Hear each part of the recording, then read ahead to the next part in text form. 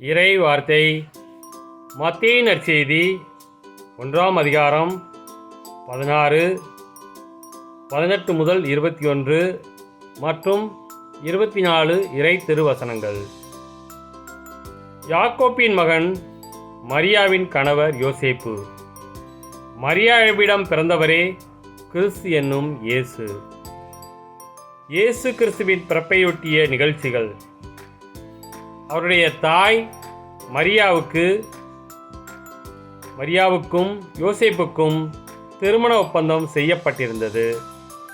அவர்கள் கூடி வாழும் முன் மரியா கருவுற்றிருந்தது தெரிய வந்தது. அவர் தூய ஆவியால் கருவுற்றிருந்தார். அவர் கணவர் யோசேப்பு நேர்மையாளர். அவர் மரியாவை இகழ்ச்சிக்கு உள்ளாக்க விரும்பாமல் மறைவாக விலக்கிவிட திட்டமிட்டார். அவர் இவ்வாறு சிந்தித்துக் கொண்டிருக்கும்போது ஆண்டவரின் தூதர் அவருக்கு கனவில் தோன்றி, யோசேப்பே, தாவீதின் மகனே, உம் மனைவி மரியாவை ஏற்றுக்கொள்ள அஞ்ச வேண்டாம். ஏனெனில் அவர் கருவுற்றிருப்பது தூய ஆவியால் தான். அவர் ஒரு மகனை பெற்றெடுப்பார். அவருக்கு இயேசு என பெயரிடுவீர்.